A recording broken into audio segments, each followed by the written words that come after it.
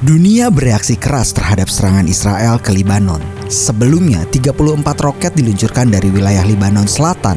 Konflik antara Israel dan Lebanon telah berlangsung selama berabad-abad. Bahkan, kita bisa temukan di dalam Alkitab nubuatan kehancuran di wilayah ini. Mari kita telusuri bersama fakta Alkitab kali ini.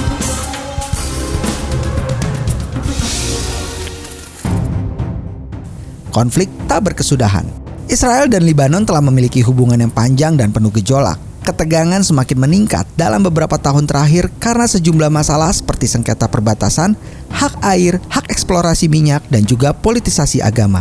Hal ini telah mengakibatkan banyak konflik militer antara kedua negara selama bertahun-tahun. Dan seperti konflik dengan negara-negara sekitar Israel lainnya, hingga saat ini belum adanya tanda-tanda akan tercapainya kesepakatan damai.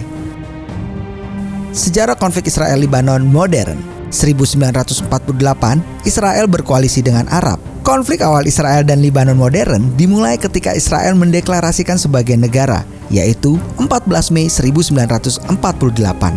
Satu hari setelahnya, 15 Mei 1948, negara-negara Arab yaitu Suriah, Mesir, Lebanon, Irak, Arab Saudi, dan Yordania menyatakan perang dan menginvasi Israel karena tidak puas dengan keputusan PBB tentang pembagian wilayah. Israel, Lebanon. Setelah tahun 1948, Lebanon tidak terlibat dalam perang Israel karena sedang perang saudara hingga 1990. Namun di tahun 2006, konflik kedua negara kembali terjadi. Hal ini dipicu oleh serangan Hizbullah yang menyusup ke wilayah Israel. Akibatnya Israel membalas Lebanon dengan serangan bertubi-tubi dengan tembakan roket dan blokade udara juga laut. Catatan dan nubuatan tentang Lebanon di Alkitab. Catatan sejarah tentang Lebanon sudah ada sejak zaman Perjanjian Lama. Wilayah ini dikenal dengan dua kotanya, yaitu Tirus dan Sidon. Wilayah Tirus dan Sidon menurut kitab Yosua 19 masuk dalam wilayah kekuasaan Asyir. Dalam kitab Yesaya 23, Yeskiel 26 dan Amos 1 menubuatkan hukum Allah atas wilayah itu. Nubuatan-nubuatan itu digenapi saat Raja Nebukadnezar menyerang Tirus. Dan menurut Yosefus, sejarawan Yahudi, pengepungan itu berlangsung 13 tahun. Setelah itu Nabi Zakaria menubuatkan kembali kehancuran Tirus. Zakaria 9 ayat 3-4.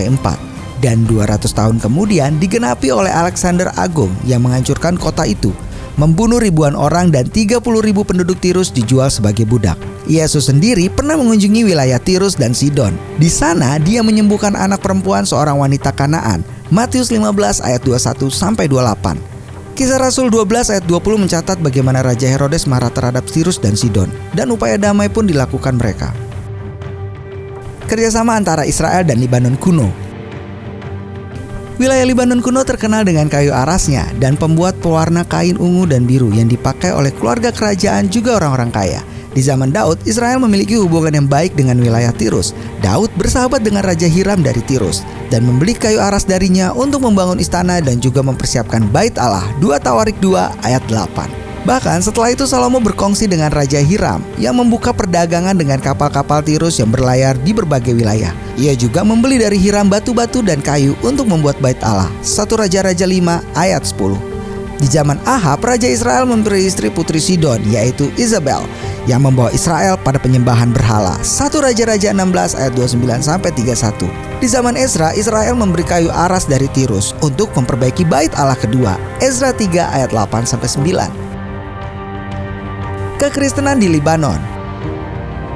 Seperti yang sudah disebutkan tadi, Yesus sendiri memberitakan Injil ke wilayah Lebanon. Bahkan jejak penginjilan Petrus dan Paulus juga mencatat wilayah ini.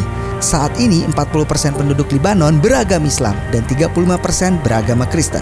Mayoritas Kristen berasal dari gereja Maronit, gereja Ortodoks Yunani, dan gereja Katolik Roma. Namun, banyak orang Kristen telah meninggalkan Lebanon karena berbagai alasan, termasuk perang, perselisihan politik, dan kondisi ekonomi yang buruk.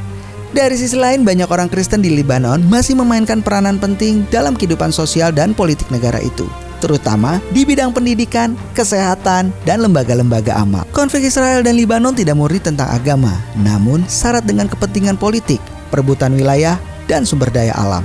Walau demikian, tidak menutup kemungkinan hubungan damai dan saling melengkapi bisa tercipta seperti masa Raja Daud dan Salomo. Tentunya hal tersebut harus datang dari kedua belah pihak. Lantas, bagaimana pendapat Anda tentang hubungan Israel dan Lebanon ini? Berikan pendapatmu di kolom komentar ya.